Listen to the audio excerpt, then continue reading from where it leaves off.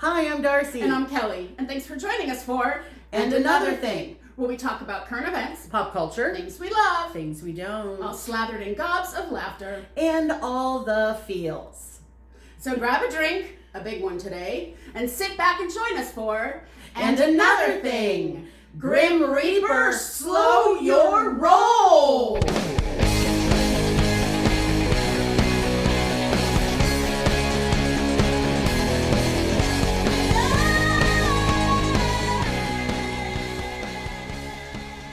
Hi, Thingies! Hello! Happy second show of the year. Yes, and thank you all who have been listening to the podcast as well. Yes, we're so excited. Several of you have said, "Oh, it's so much easier to listen at work."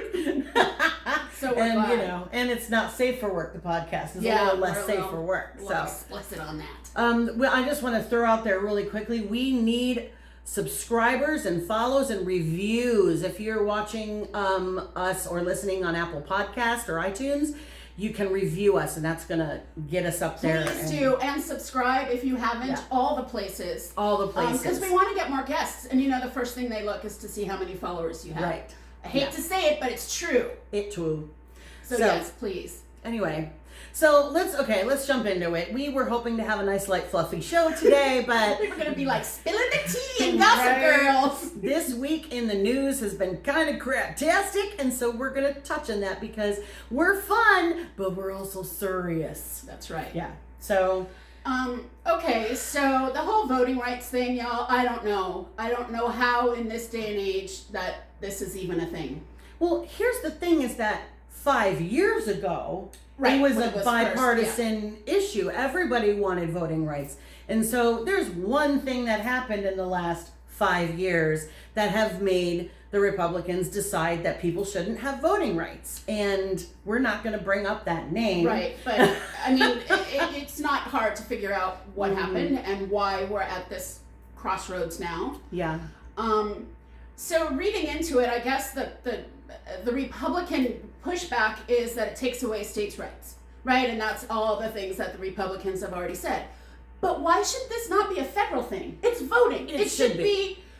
There shouldn't be states' rights deciding, who has to show ID and who could close the polls at 4:00. Right. It's ridiculous. There should be certain federal mandates that are in place. I can understand where maybe each state decides certain things, like allowing now I can't even think of anything. Yeah. But no, I mean, or by mail or not. If your state doesn't want to do by mail, okay, fine. But then you damn well better put a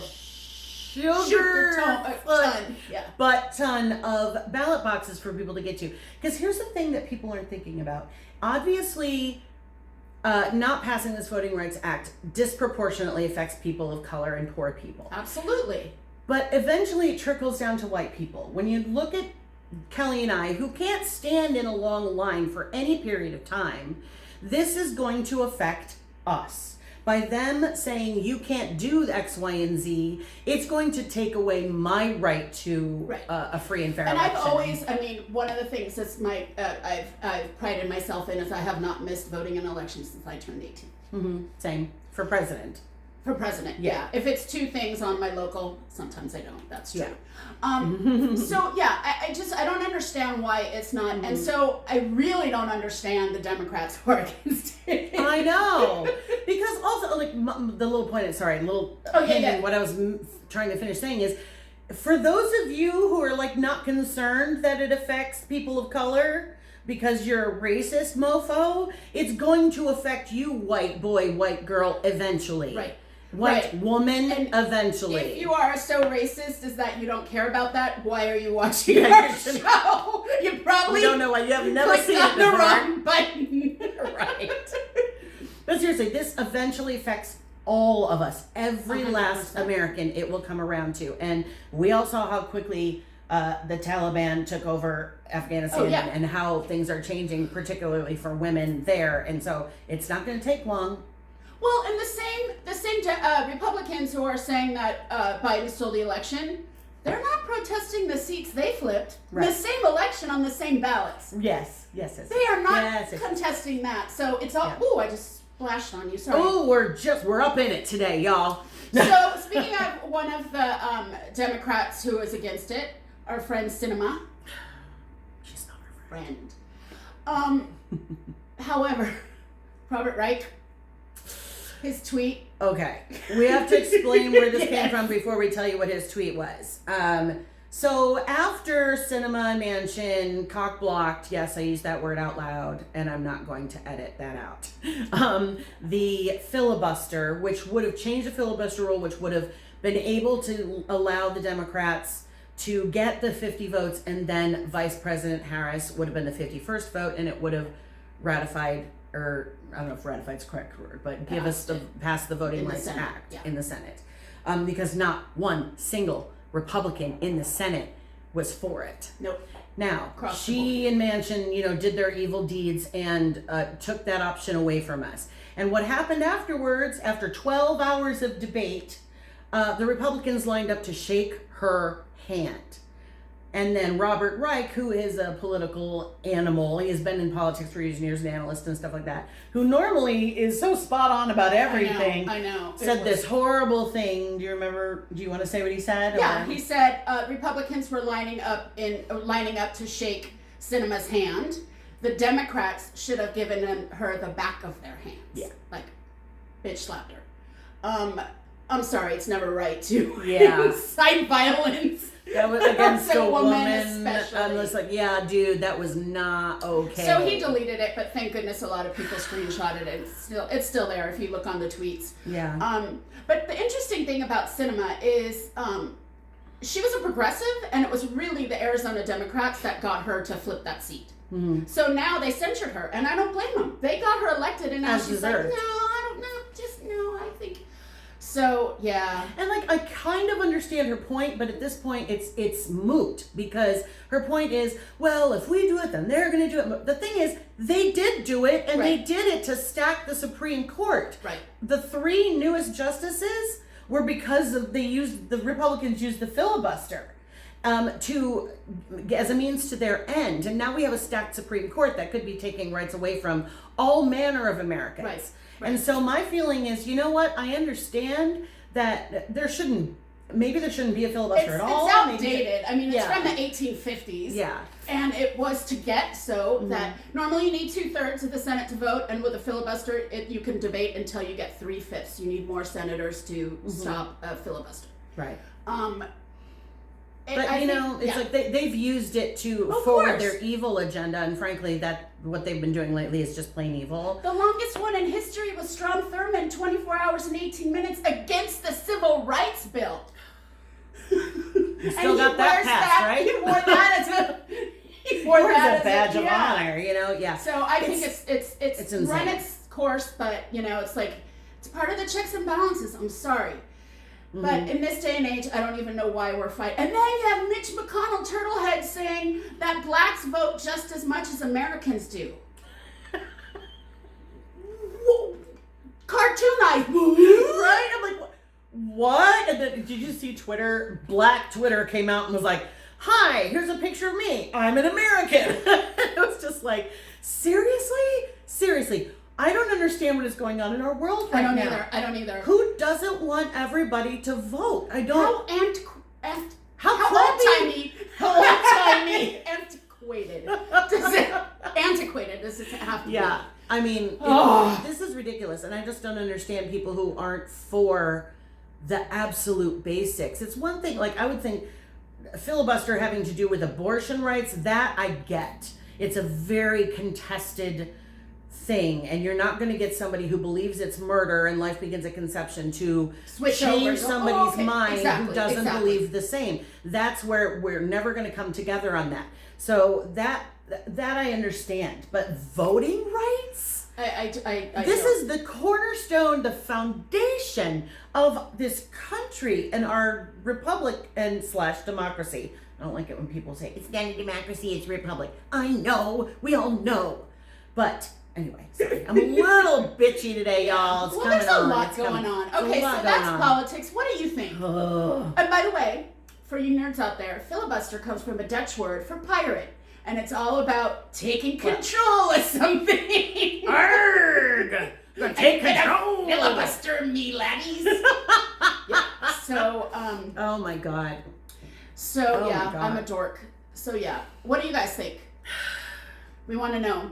I can't imagine that I know even the most extremist Republicans in my family. I can't see how they would think this is okay. You know, I remember just having a don't. bitter argument with my dad about when they wanted to make crimes against LGBTQ. In those days, it was just the Q, not all the others. IA plus, sorry. About that making murder with special circumstances or special crimes. He said that's already in there. That's already written into the law. And that's what a lot of the Republicans are saying. The way the voters' rights are already written, it calls for all of this, which is bull, but anyway. And I remember I won him the over. States, well, finish that. No, I was Yes, going to say, and afterwards, I literally won him over, and I used the, anyway, even the staunch Republican like my father could see that you need to have special circumstances in hate, crimes of hatred. And this is why when we allow states' rights on certain things, this is the problem. Because you can have a federal law that says you don't get to hurt and kill gay people or trans people, but you have states that can decide that's not a crime. Right, or it's still illegal. Or, sodomy is still illegal right. in like 15 states or something. Right. And that's the problem with certain things with states' rights. There are certain things with states' rights, I get it. You're a more rural area. Well, and the whole pot thing. You know, yeah. Pot is federally still illegal. If you go out where our studio is, there in any direction within a mile, there are dispensaries. Less than a mile. Yeah. There's one right on the corner right I was here. going to say, you could also smell it in her courtyard. Oh, my Lord, yeah. That's... Give us your thoughts. Give us your thoughts. I wish we could say we're going to move on to the light, fluffy stuff right now, but we're going to do one little more segment while we get into it, because we have to. Like Darci said at the beginning, we are fun, but we would be remiss in our journalistic integrity. I couldn't even say that with a straight face. My major is music. I'm such a journalist, without recognizing some of the horrible losses we've had. On our last show, we did mention Harry Belafonte. We put a graphic for Betty White, Dear Betty White. But so this couple weeks, Bob Saget, out of nowhere, 65 in his sleep. We still don't know. Yeah, but they ruled out drugs and foul play. Right. Which, if he died at 65 of a stroke or a heart attack, which they believe, it's a shame. But at least he had a great show. He was feeling good about his life. Called his wife, got into bed. Yep. If you got to go out, that's the way to go, I guess. But what struck me is how much, I'd never heard a bad word about Bob Saget. Bob Saget. But the tributes that rolled in. Tributes, I did not know how beloved he truly was. And by everybody. John Mayer went to go pick up his car from LAX. Who did he go with? Who was it? Shoot. Patton Oswalt.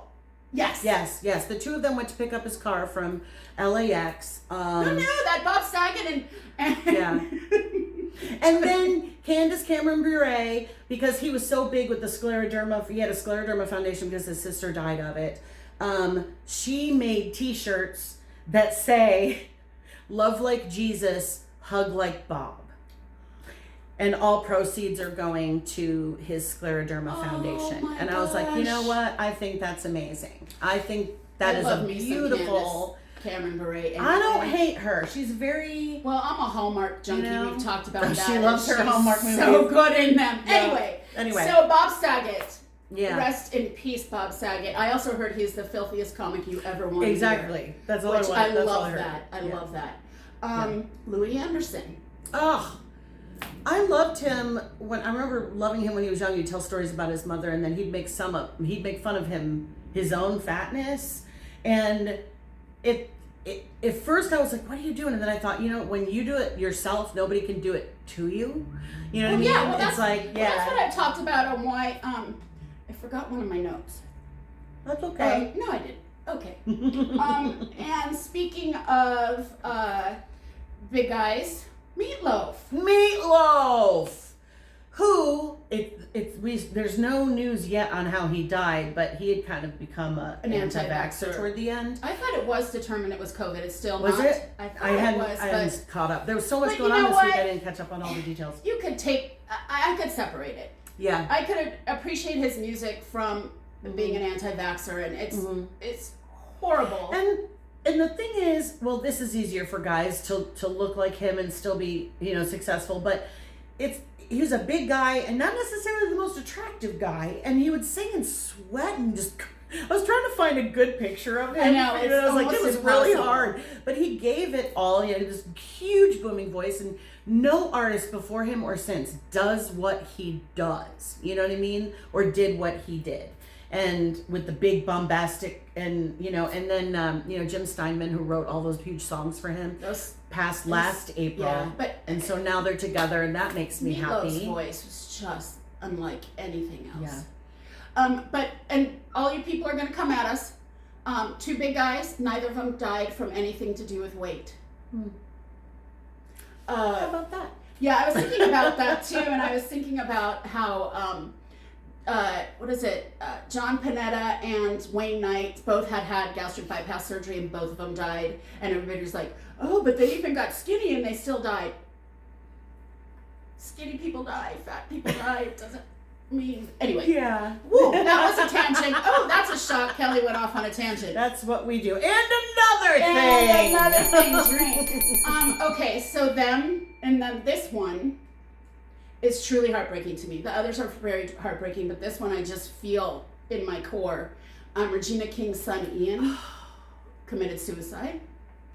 Just last night, as we're taping this, the news came out, and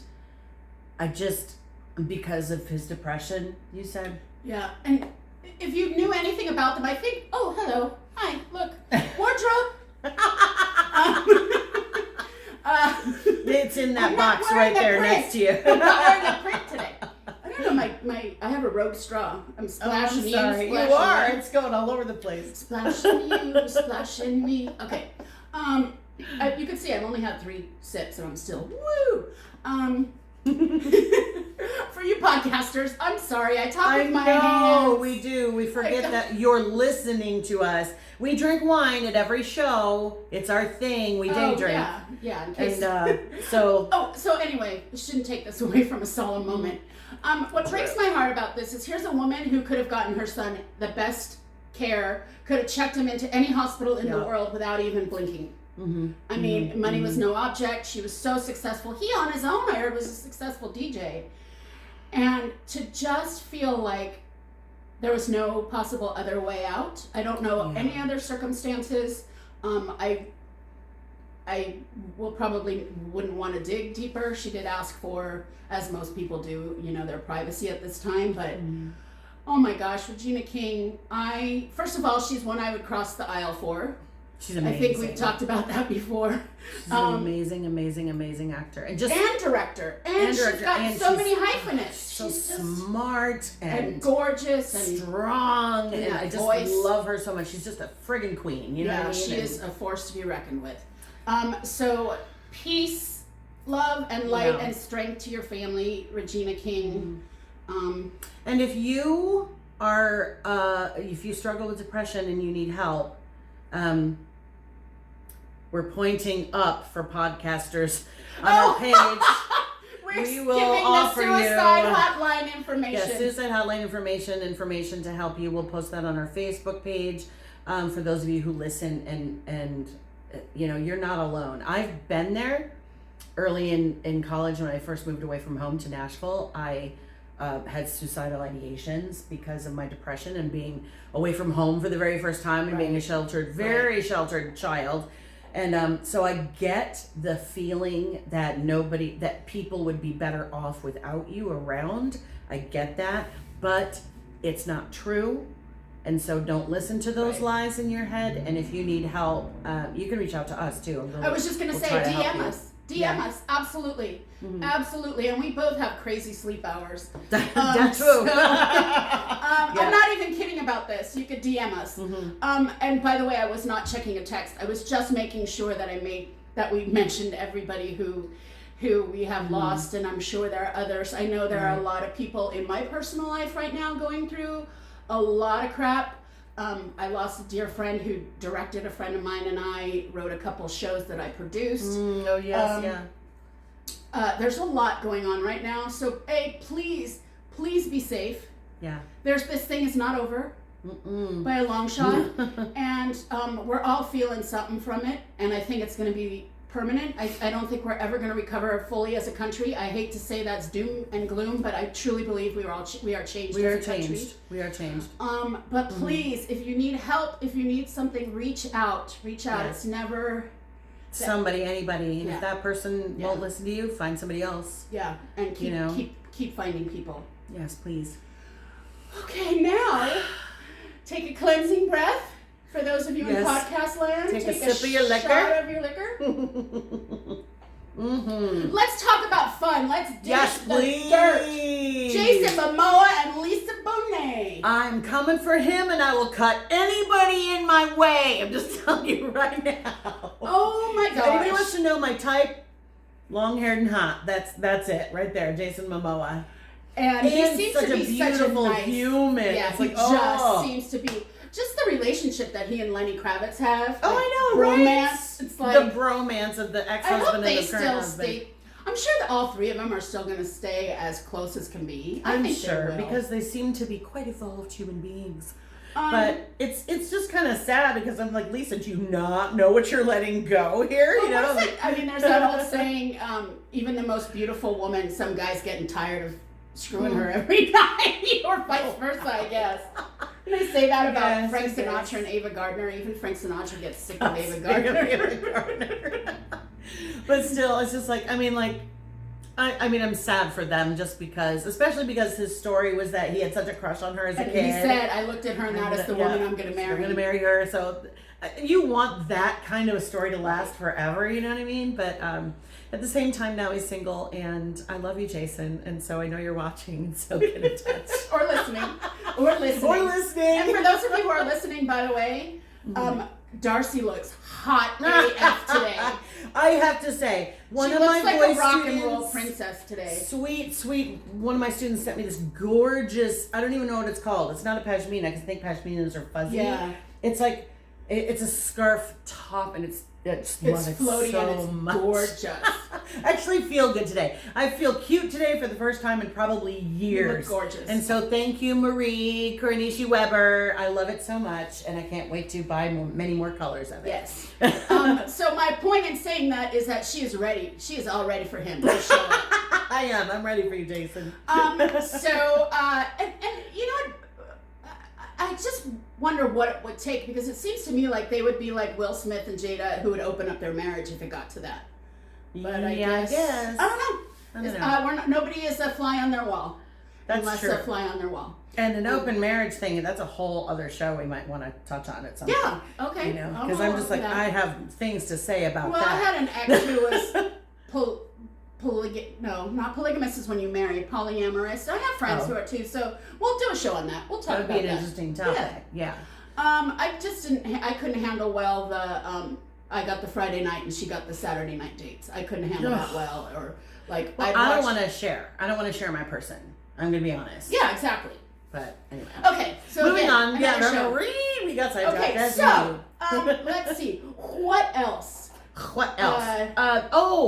So Anna Kendrick and Bill Hadar have been quietly dating for a whole year and nobody freaking knew about it? I love it. I love them separately. I love the fact that they're together. That makes me so happy. That's like and I gotta say, I'm on the fence about Anna. I'm like, she's like this it girl, and I don't know that I get why, but I actually saw her in a movie called Stowaway. I think it's on Netflix just recently, and she was just brilliant. And then I saw her in the Christmas movie I mentioned in our Christmas show, and she was adorable. So I guess that's why. She could be a dramatic actor, and then she could be super cute. And all the choir ones, what are those? The Pitch Perfect. Yeah. I think she's adorable. Yeah. And I love him. I was on the fence with him on SNL. I thought he was pretty funny, but when I saw Trainwreck did it for me. I was like, because I've never found him particularly attractive. Me too. And I was just like, but he becomes adorable throughout the course of that movie. And that's So interesting lovable. because I was like, that's how anybody I had any consistent relationship with for any length of time has always been somebody I didn't find attractive in the first place, but they became attractive to me the more I knew them. And so it's really easy for a guy that you look at and you go, meh. And then he talks and you get to know him and you're like, oh my gosh, you're dreamy. You're hot. I feel like that happens for women a lot more, and probably with women on women too. We could just see somebody and say, well, that's not my type, and then you fall in love with their personality. It happens to me all the time. I don't think guys do that. I don't think they give it a chance. Maybe, I was going to say maybe few They're and far so between. and honestly, this is not even a diss on guys because you're wired this way. Right, exactly. You are archaically old-timey, antiquated, old-timey Neanderthal-y kind of wired to your whole job in your brain is to procreate and continue the species. And find a woman who attracts you. Find a woman you're attracted to that you want to knock up. Like that's literally how you're wired, and women need to get over the fact we need to get that. Now that said, we are evolved creatures, and y'all need to figure out how to be self-aware and how to be decent human beings. Well, but I think guys just like the immediate first date, not attracted to her, done. Yeah. And I'm like, maybe take, if you could stand her, like if you liked her but you weren't attracted to her, maybe go out a couple more times and see. Yeah. Like I think as long as you're not repulsed, give it a chance. I try to. There are some times when I'm like, oh my gosh, no, I'm gonna do my hour. I always give it an hour. And sometimes at like 59 minutes I'm already like zipping up my purse. Yeah. Anyway, we'll do another day. We have a dating show that we're gonna do soon. Yes, for the podcast. It's a good one. It'll be a good one. But anyway, I love the fact that they're together. dating. Me too.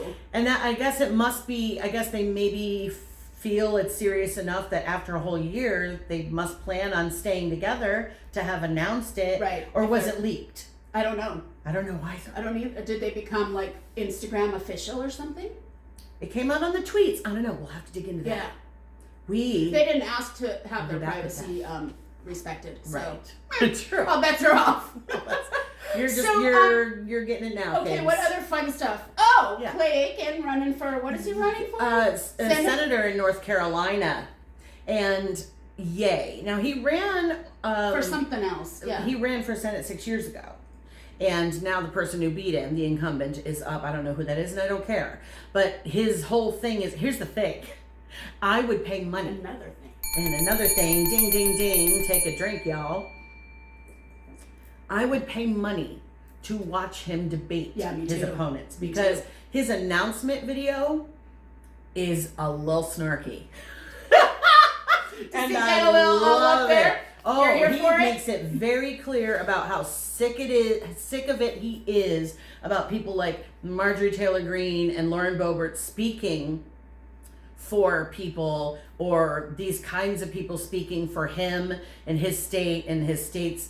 He says how North Carolina used to be a very progressive state, and now they've regressed, and he's like, I want to put it back on track, and I want to get these people who don't speak for me out of here. Obviously, he's a gay man, he's a single father, and he has a lot to say about it, and I'm just really interested to see how this goes. And he's a smart guy. And we are OG American Idol fans. So I would just love to see him.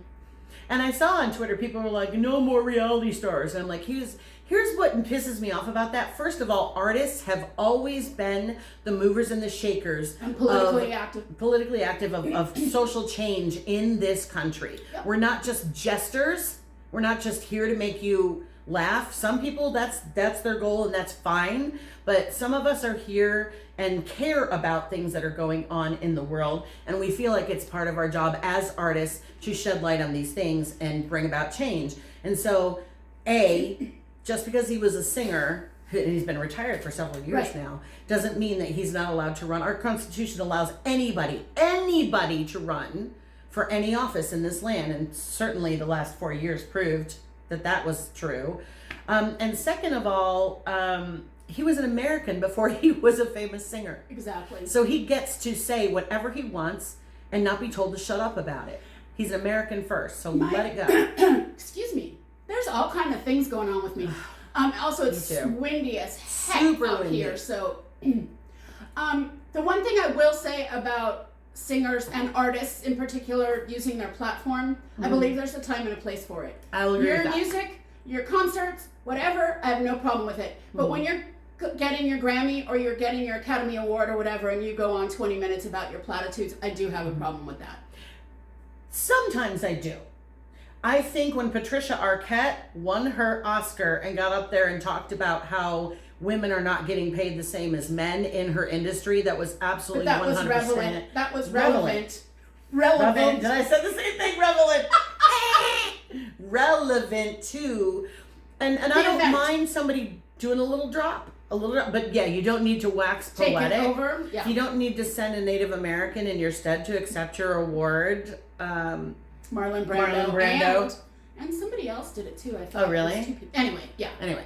So yeah, I mean, I don't mind it, but be careful. I just think it should be I don't know, a little nuanced. Finesse it a little bit. You know what I mean? Agreed. But who is it? Sledgehammer guy. Peter Gabriel? Yeah, so he's totally anti-vax, and I think he did an anti-vax song and put it out, and yeah, I think he did a whole thing like, don't put the poison. See, if I won an award this year, I'd step up there and go, please get vaccinated. Yeah, exactly, and I don't have a problem with that. No, I agree, but when you take it over for your own political, anyway, we'll talk about that some other time too. If you're not thanking the people that got you where you are to get that award, and you're just spouting off your political stuff about unsafe drinking water and not thanking your agent. Yeah, that's not cool, saying y'all. Unsafe drinking water in Flint is not a bad thing. Anyway. So yeah, those are all things that are happening. Catch everybody? I think we did. I didn't want people to think I was checking my phone again, but certainly knows it's not blowing up for any good reason. I was leaving my apartment to come here, and one of my neighbors stopped me on my way out, and she's like, "Oh, are you going on a date?" I'm like, "What is that?" Right. She said, "But you look beautiful." So anyway. Oh, that was nice. Yeah, it was very nice. Well, because they usually see me in like a Kiss t-shirt and dog pajamas with my my messy bun, and I know. I'm pretty sure my neighbors think I only wear the bathrobe you got me for Christmas because I really only wear the bathrobe. It's amazing, and I love it. And I almost bought one the other day. I was like, I just need one. Then I decided no, and it's a good thing I didn't because my refrigerator is dying, and so I don't have to buy a refrigerator. But yeah, I want 50 more of them. It's amazing. Okay, so we do have, not that we ran out of all of our people we love. We will continue that again. Yeah, and that'll that was go kind of a holiday. As people also have things to promote, we're going to talk about them and bring them on the show if they can and stuff like that. But we're going back to things we love. And yes. Mine is a show. Yay. And we were talking about artists being political. If you find it, I found it on Epix, EPIX. I'm not sure, on cable. It's a 2-part documentary called Mr. A and Mr. M, and it is the story of the A&M records, Herb Alpert and Jerry Moss. It is freaking fantastic, and I have a personal connection because my father's best friend, both of them, may they rest in peace, Julius Wechter was one of his arrangers. He wrote Spanish Flea, which was on his Lonely Bull, Herb Alpert's Lonely Bull album, which was his A&M Records' first big hit. There's a funny story of me at a Father's Day party when I was very, very little. Everybody was looking for me, and evidently Herb Alpert and I went for a walk. And we came back, and he was holding my hand, and we went for a walk. Do you remember this? I remember people going, "Oh, there she is," and I'm like, "No, I went with this guy, and we just went in." Oh my Lord! So I mean, now as your mother, I would be like, "Don't walk away with strangers." That's Herb Alpert, but But so I grew up around these people, and probably now looking back at these parties, probably half of A&M Records were there, and I wouldn't have known. Anyway, I didn't know the bands. I mean, I knew with Herbie. Yeah, my parents talked about Herbie and Lemmy, his wife, all the time. I didn't know Carpenters, Sting, The Police. I mean, and that's just I'm trying. Janet Jackson. Oh my God. I know. I thought anyway. So it's a fantastic, fantastic documentary, Mr. Wow. A and Mr. M. Check it out. I need It's to see if I really can get brilliant. that. I'm streaming only. I don't know. I'll see if I can find it. See if you I'd can love find it. to see it's that. brilliant. Mr. A and Mr. M. That's wonderful. Oh, and they talk a lot about Cat Stevens. They found him, and I always thought when he became a Muslim, it was like, oh, Cat Stevens, everybody's like boycotting him, and he explains. He's like, you could hear my search for enlightenment in my songs. If you listen to my songs, you could see how much I was hurting. Anyway, it's brilliant. Check it out. Oh my gosh, that sounds great. Okay, so I actually have a product today, or several.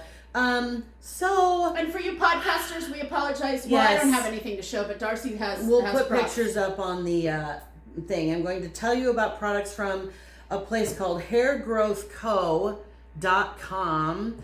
Now, over the last several years, it looks so much better in a mirror and not on this nasty camera.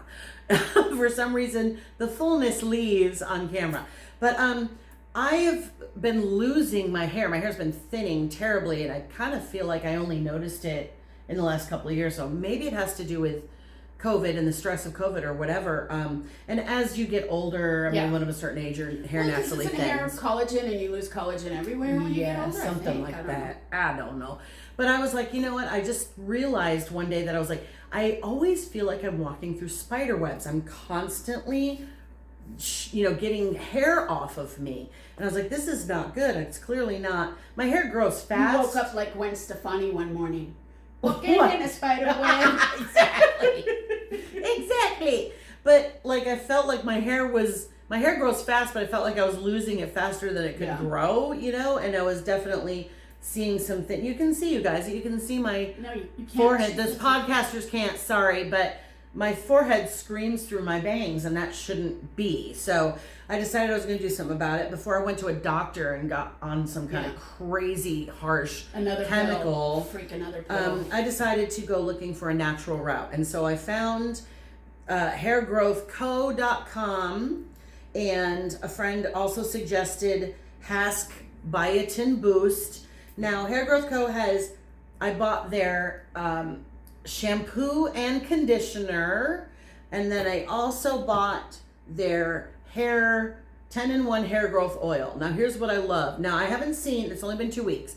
I haven't seen growth. I'm itching now that you're talking I know, right? I haven't seen new growth or anything, but I can say using all these products, I use the Hask Biotin Boost during the week because it's very light, and I can do it at night, and it doesn't make my hair look like it's greasy oily, the next day. The Hair Growth Co. oil is absolutely 1000% oily, so I just use this on the weekends when I know I'm not going to see anybody, and then I use I've been using the shampoo whenever I wash. Well, I think it looks beautiful. Podcast people who can't see it, it looks healthy and beautiful. Well, what I like about it so far is even if it doesn't actually cause regrowth in my hair is so freaking soft.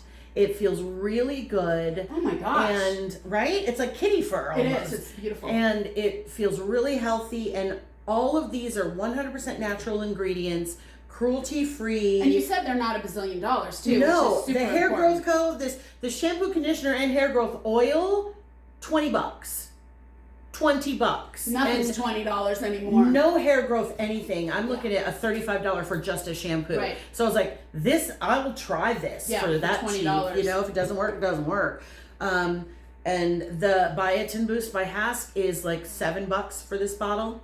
So it's under nothing. 30 for all of that. Yeah. And so I'm just working on it. And now they say hair growth products, you need to give it at least a month, up to 3 to see the results you want. We'll keep you we don't have posted. the results, but my hair feels great. And Hair Growth Co. is a Black-owned company, all natural, 100% clean, American made in Maryland. They do small batches, so everything is fresh and hand put together. And this is cruelty-free as well. Yeah. I'm really trying to find, in my beauty products, switch to cruelty-free and clean. Me too. So, and we've done a lot of like e.l.f. and like companies that are cruelty-free, so we highly recommend you support and Black-owned businesses and American-owned businesses. Yes, so absolutely. That's all, so I'm like really hoping Hair Growth Co. works because I want to keep supporting a Black-owned business, and so we'll see how my hair looks. So those are things we love this week. Yes. And you know what else we love? You. Thank you, Thingies, so much, and podcast Thingies, and all of our new people who are just joining us and getting to know us.